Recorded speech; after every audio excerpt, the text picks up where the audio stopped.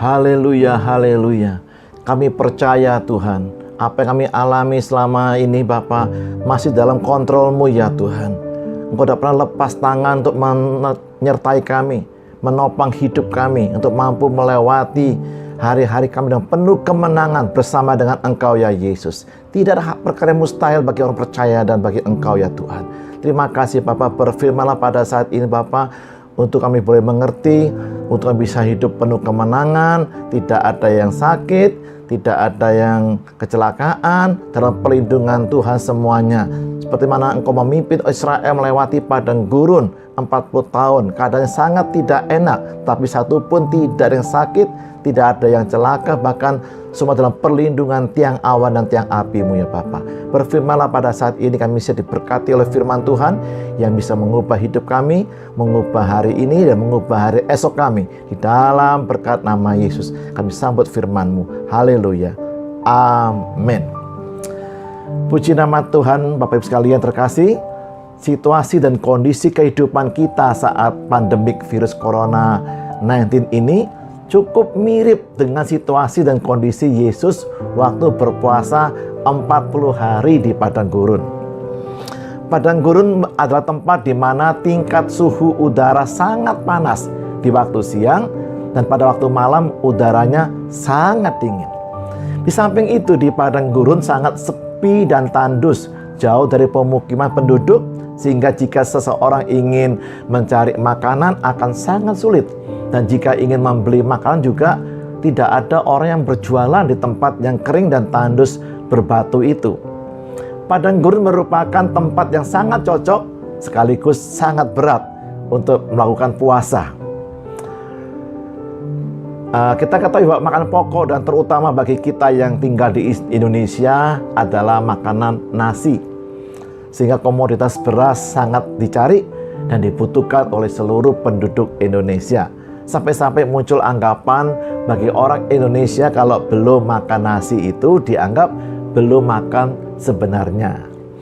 Di luar benua Asia, umumnya penduduk dunia makan roti sebagai makanan pokoknya. Ada beberapa hasil dari puasa 40 hari yang telah Yesus lakukan. Tetapi kali ini saya akan menyampaikan salah satu hasilnya. Mari kita baca sama-sama Injil Matius 4 ayat pertama sampai yang keempat. Injil Matius 4 ayat yang pertama. Maka Yesus dibawa oleh Roh ke padang gurun untuk dicobai oleh iblis. Jadi Tuhan berpuasa itu merupakan kehendak Roh, didorong oleh kehendak Roh, bukan untuk mengurangi bobot kita atau diet ya, tapi itu kehendak Roh, dibawa ke padang gurun ya. Yang kedua, dan setelah berpuasa 40 hari dan 40 malam, akhirnya laparlah Yesus. Ini luar biasa, ini puasa yang spesial yang saya kira kita tidak bisa menirunya seperti itu saja ya, tapi ada beberapa kondisi khusus untuk Yesus.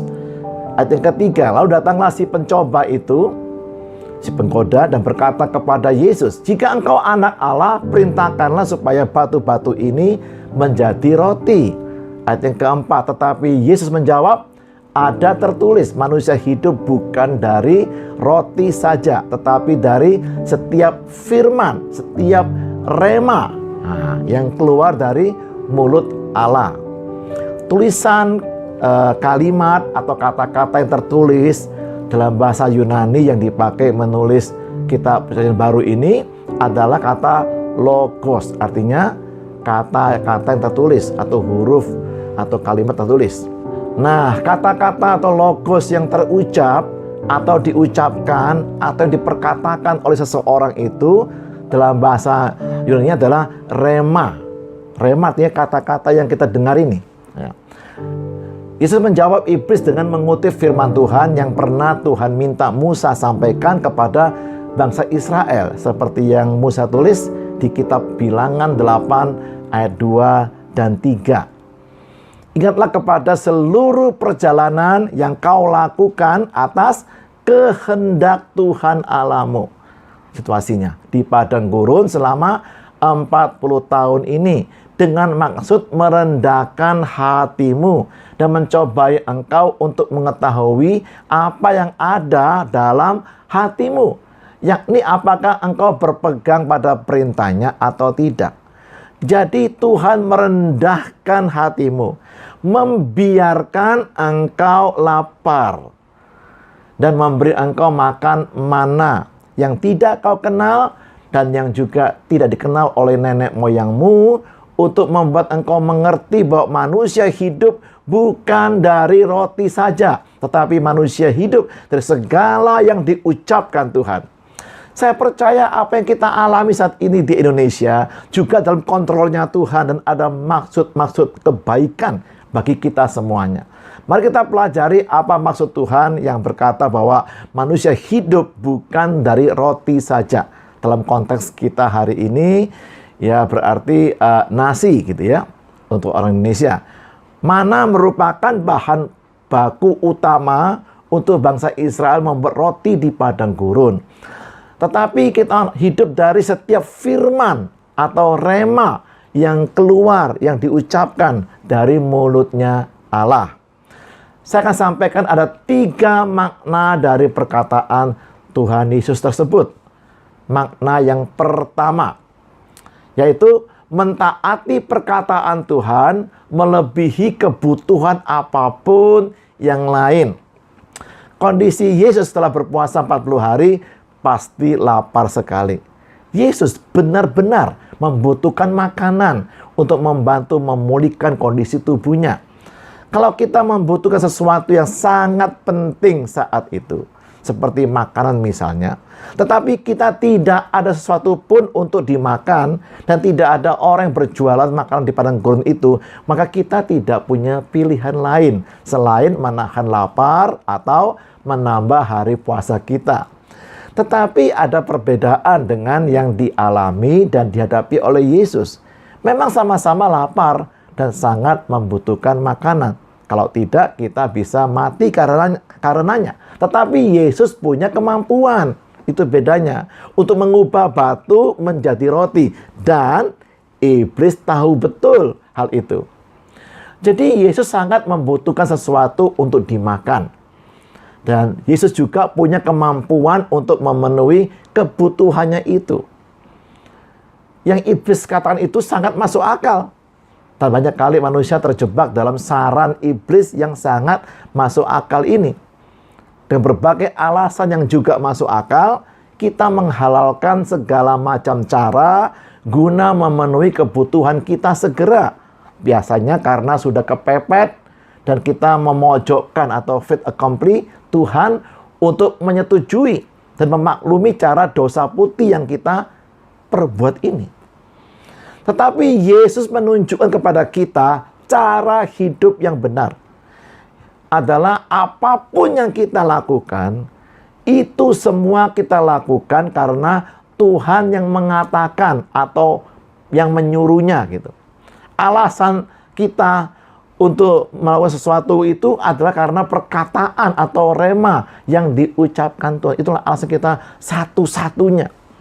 Kita berbuat sesuatu karena digerakkan, didorong, disuruh oleh perkataan atau rema yang Tuhan ucapkan. Seperti yang digambarkan Tuhan dalam Injil Yohanes 10 ayat 3-5. Hubungan Tuhan dengan kita umatnya seperti hubungan gembala dengan domba-dombanya. Dan domba-domba itu mendengar, mengenali, dan mengikuti suara gembalanya. Injil Yohanes 10 ayat yang ketiga sampai yang kelima.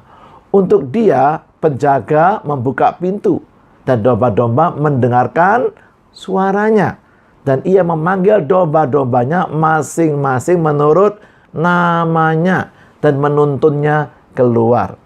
Jika semua dombanya telah dibawanya keluar, ia berjalan di depan mereka. Dan domba-domba itu mengikuti dia, karena mereka mengenal suaranya. Tetapi seorang asing pasti tidak mereka ikuti.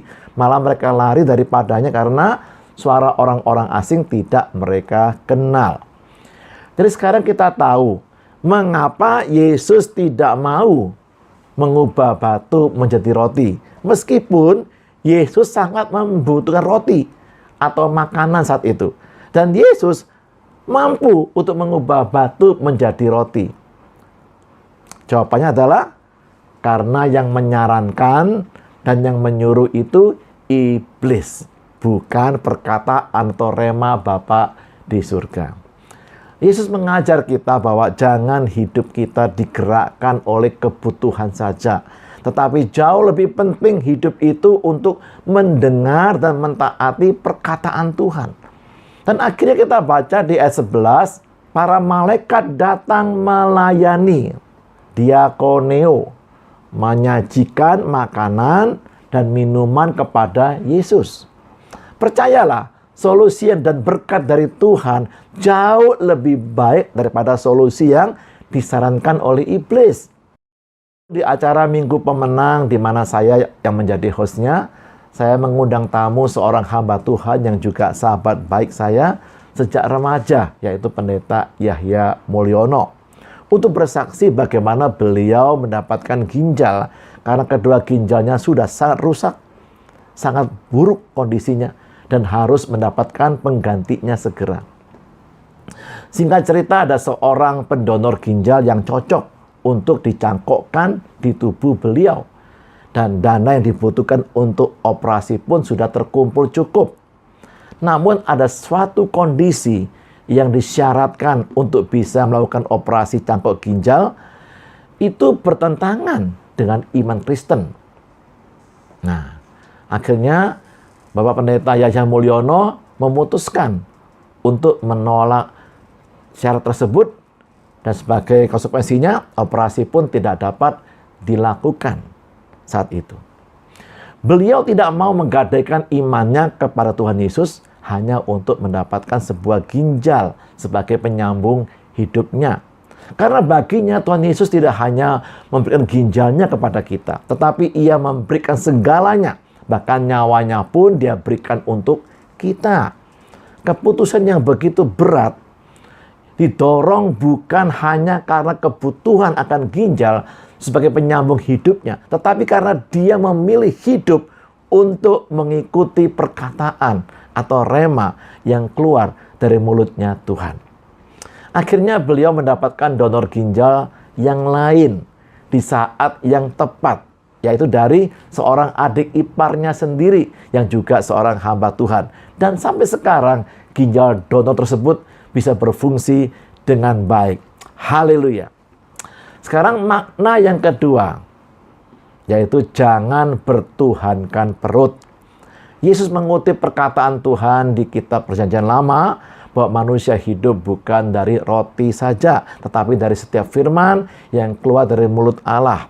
Memiliki makna yang kedua, yaitu jangan hanya fokus memikirkan kebutuhan makan saja, sehingga apapun yang kita lakukan atau kerjakan itu hanya demi memenuhi kebutuhan kita akan makanan saja. Seperti yang Paulus katakan dalam suratnya kepada jemaat di Roma. Roma 16 ayat 18. Sebab orang-orang demikian tidak melayani Kristus Tuhan kita, tetapi melayani perut mereka sendiri. Dan dengan kata-kata mereka yang muluk-muluk dan bahasa mereka yang manis, mereka menipu orang-orang yang tulus hatinya. Paulus meminta jemaat di Roma untuk mewaspadai orang-orang yang datang memberi pengajaran yang bertentangan dengan Injil salib Kristus, sehingga menimbulkan perpecahan dan godaan yang menjebak jemaat ke perkara-perkara duniawi. Singkatnya, mereka datang itu mengkomersialkan ministry mereka, pelayanan mereka, demi memuaskan perut mereka. Pengajaran yang disampaikan banyak yang sudah dikompromikan dan kebutuhan-kebutuhan duniawi pendengarnya, sehingga pengajarannya hanya untuk menyenangkan telinga pendengarnya. Bahkan di surat Filipi 3 ayat 19, Filipi 3 ayat 19, Paulus terang-terangan menyebut Tuhan mereka itu ialah perut mereka. Artinya, semua pelayanan yang mereka itu lakukan untuk memenuhi kebutuhan perut mereka sendiri. Filipi 3:19, kesudahan mereka ialah kebinasaan, Tuhan mereka ialah perut mereka, kemuliaan mereka ialah aib mereka. Pikiran mereka semata-mata tertuju kepada perkara duniawi. Hal ini menunjukkan ada orang-orang yang sebenarnya belum siap untuk melayani Tuhan dan jemaat dengan tulus. Ada baiknya mereka berpuasa dulu untuk memurnikan motivasi pelayanannya. Karena Tuhan ingin kita menyampaikan pengajaran yang murni sesuai dengan firman atau rema yang keluar dari mulutnya Allah. Puji Tuhan. Dan sekarang kita akan belajar makna yang ketiga, ya, yaitu fokuslah kepada hidup yang kekal, hidup yang lebih lama dari hidup kita di dunia ini. Makna yang ketiga dari perkataan Tuhan bahwa manusia hidup bukan dari roti saja, tetapi dari setiap firman yang keluar dari mulutnya Allah adalah sementara kita hidup di dunia ini, kita juga harus fokus kepada hidup kita di kekekalan. Jadi bersamaan. Kita memiliki dan hidup dalam kekekalan itu bukan dimulai setelah kita meninggal dunia. Bukan. Tetapi hidup kekal itu sudah kita mulai ketika kita percaya dan menerima Yesus sebagai Tuhan dan kita punya juru selamat dalam hidup ini. Yohanes 3:16. Karena begitu besar kasih Allah akan dunia ini, sehingga ia telah mengatakan anaknya yang tunggal, supaya setiap orang yang percaya kepadanya tidak binasa, melainkan beroleh hidup yang kekal. Zoe, hidup yang kekal. Bahkan kita diberi kuasa atau hak menjadi anak-anak Allah saat kita percaya dan menerima Yesus sebagai Tuhan kita. Itu dikatakan dalam Injil Yohanes 1 ayat 12. Ya. Ada sebuah kejadian tragis di Perjanjian Lama di mana dikisahkan bahwa demi bisa menikmati makanan sesaat, rela ditukar dengan sesuatu yang kekal. Mari kita baca sama-sama kisahnya di kitab Kejadian 25 ayat 29 sampai 34. Pada suatu kali Yakub sedang memasak sesuatu, lalu datanglah Esau dengan lelah dari padang. Ayat 30, kata Esau kepada Yakub, berikanlah kiranya aku menghirup sedikit dari yang merah-merah itu, karena aku lelah, juga lapar mungkin ya. Itulah sebabnya namanya disebutkan Edom, atau artinya merah. Ayat 31, tetapi kata Yakub, jualah dahulu kepadaku hak kesulunganmu. Saud Esau dengan segera, sebentar lagi aku akan mati. Apakah gunanya bagiku hak kesulungan itu? Kata Yakub, bersumpahlah dahulu kepadaku. Maka bersumpahlah ia kepada Yakub dan dijualnyalah hak kesulungannya kepadanya. Lalu Yakub memberikan roti dan masakan kacang merah itu kepada Esau. Ia makan dan minum, lalu berdiri dan pergi. Demikianlah Esau memandang ringan hak kesulungan itu. Hak kesulungan atau status sebagai anak sulung itu berlaku kekal selama-lamanya. Tapi bagi Esau di saat dia lelah dan lapar, hak kesulungan itu hanya seharga makanan kacang merah yang bertahan hanya sekitar 2-4 jam di dalam perut.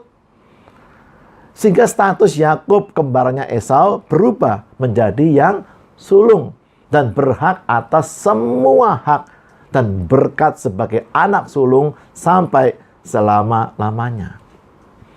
Demikian juga dengan perjalanan bangsa Israel keluar dari Mesir menuju tanah Kanaan. Di sepanjang jalan yang mereka lalui memang padang pasir semuanya. Tuhan hanya minta kepada orang Israel untuk percaya dan beribadah kepada Tuhan. Dan kebutuhan mereka lainnya Tuhan yang akan menyediakannya. Toh juga hanya numpang lewat saja di padang pasir. Tidak lama dan bukan tujuan utamanya. Ya, padang pasir. Tujuan utama mereka adalah tanah Kanaan yang Tuhan janjikan untuk diberikan kepada bangsa Israel sampai selama-lamanya. Itu tujuan utama mereka. Tetapi yang kita baca di Alkitab, di sepanjang hidup mereka selama 40 tahun itu, berkali-kali bangsa Israel demo kepada Tuhan melalui Musa, hanya karena gara-gara masalah makanan. Sedangkan masalah ibadah kepada Tuhan mereka abaikan. Mereka hanya fokus untuk hidup yang sementara di padang gurun. Dan terbukti berkali-kali mereka memilih memberontak kepada Musa, memutuskan sendiri mau kembali ke Mesir dan tidak mau jalan terus maju ke Kanaan. Akhirnya mereka semua yang lahir di Mesir mati dan terkubur di padang gurun dan tidak sampai masuk ke tanah Kanaan kecuali Yosua dan Kaleb. Demikian juga dengan hidup kita saat ini di dunia, itu seperti kehidupan bangsa Israel di padang gurun. Tuhan sedang menyiapkan kita untuk memasuki kekekalan sementara kita hidup di dunia ini. Paling lama kita akan hidup 100 tahun, ya, tetapi kita akan hidup selamanya dalam kekekalan. Ya. Sementara kita hidup di dunia ini, sama seperti bangsa Israel berada di padang gurun.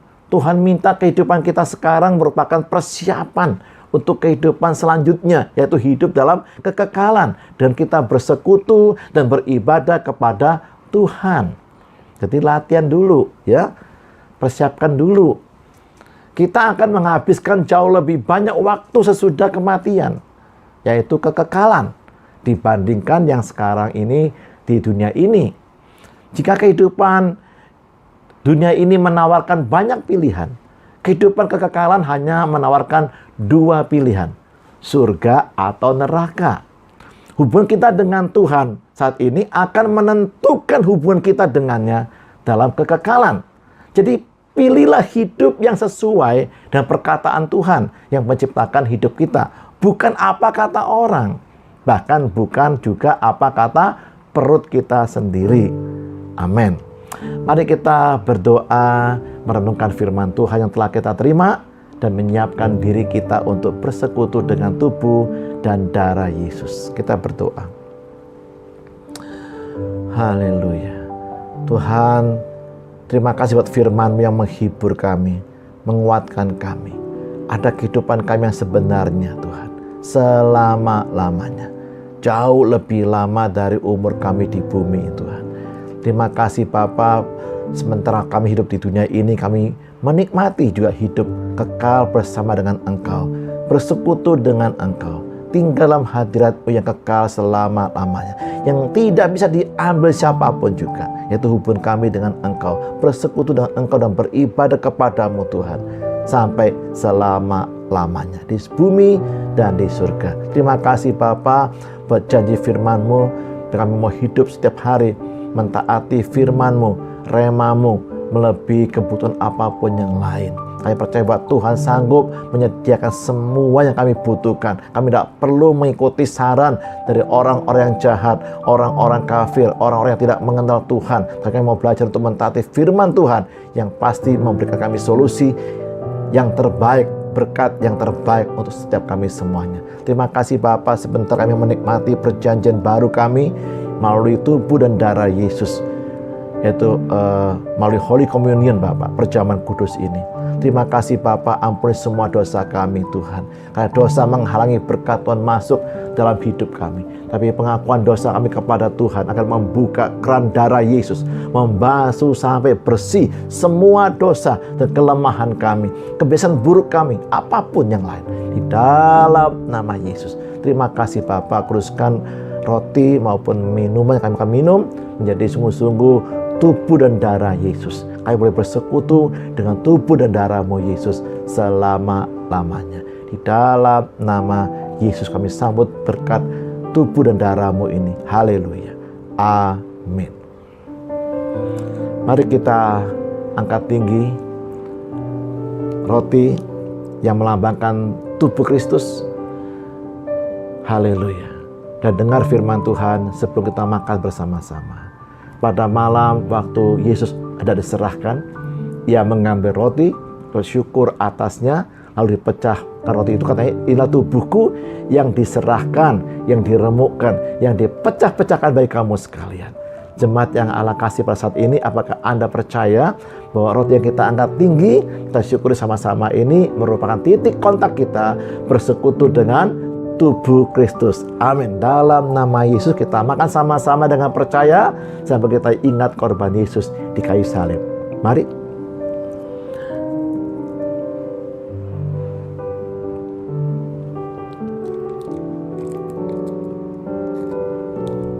Dan sekarang kita siapkan cawan atau gelas yang berisi minuman yang berwarna merah, anggur, ataupun juga teh juga boleh. Kita angkat tinggi-tinggi sama-sama ke atas. Dan dengar firman Tuhan. Setelah makan, Yesus mengambil cawan, katanya, cawan ini adalah perjanjian baru. Haleluya. Yang dimeteraikan oleh darahku. Kita semua hidup dalam perjanjian baru. Perjanjian penuh kemenangan, berkat kemenangan, berkat kesehatan, keberhasilan, dan keberuntungan bersama dengan Yesus. Apakah jemaat sekalian percaya bahwa cawan anggur yang kita angkat tinggi sama-sama ini merupakan yang kita syukuri juga sama-sama, merupakan titik kontak kita bersekutu dengan darah Kristus? Amin. Dalam nama Yesus kita minum sama-sama dengan percaya sampai kita ingat korban Yesus di kayu salib. Mari.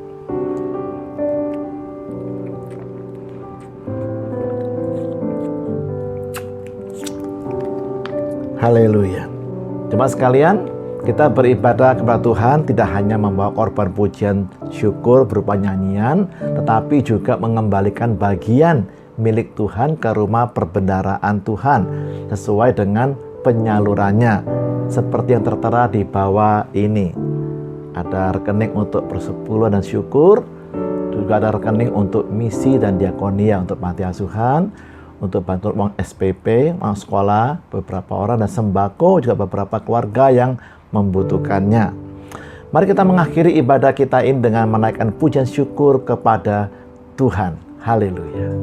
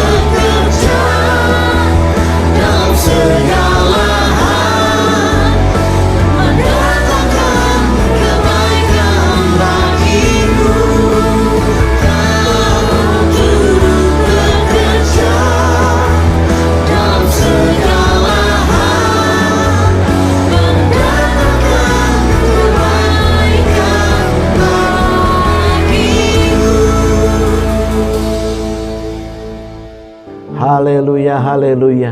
Kami percaya Tuhan, Engkau sedang menyiapkan masa depan kami semua anak-anak-Mu. Masa depan yang penuh pengharapan, masa depan yang sangat indah. Kami tidak mau tenggelam, kami tidak mau putus asa, kami tidak mau menyerah meskipun melewati masa-masa pandemi COVID-19 ini Bapak. Di dalam nama Yesus, berkati Tuhan setiap tangan-tangan yang menabur persembahan syukur, persembahan persepuluhan, ataupun misi dan diakonia. Apapun nama jenis persembahan, Tuhan memberkati tangan-tangan yang rajin bekerja, yang rajin menabur juga Bapak. Terima kasih Bapak, terima kasih. Bukakan sumur-sumur yang baru. Tingkap langit-Mu, Engkau singkapkan, Engkau bukakan Bapak. Gerojoki umat-Mu, curahkan berkat-Mu, potensi kemampuan untuk menggali sumur-sumur yang baru, usaha-usaha yang baru, jenis usaha yang kreatif dan inovatif di dalam nama Yesus, memenuhi hikmat pada anak-anakmu ya Bapa, di dalam nama Yesus. Terima kasih Bapa, semua umatmu diberkati, tidak ada yang menyerah, tidak ada putus asa hidupnya dia, karena Tuhanlah sumber pengharapan, iman dan kasih kami kepadamu ya Bapa. Terima kasih ya Tuhan, terima kasih Bapa. Berkati setiap tangan dan jemaat Tuhan yang rajin bekerja di dalam nama Yesus. Kami mengakhiri ibadah kami pada saat ini Bapa, kiranya Tuhan mengedangkan tangan-Mu Bapa dan memberkati umat-Mu, gereja-Mu. Engkau kepala gereja kami dan gembala agung kami. Terima kasih Tuhan. Silakan Bapak Ibu yang punya anak-anak kecil bisa menaruh tangan Bapak Ibu di kepala anak-anak kalian dan berikan berkat Tuhan, ucapan berkat bagi anak-anak kita. Segala perkataan kita itu akan terjadi kalau kita iman dengan sungguh-sungguh. Haleluya. Tuhan memberkati engkau dan melindungi setiap langkah-langkah hidupmu dan masa depanmu. Setiap hari Tuhan selalu menyinari engkau dengan wajahnya, memberi engkau kasih karunia, kemampuan dan kuasa Tuhan. Mujizatnya setiap hari terjadi dalam hidupmu.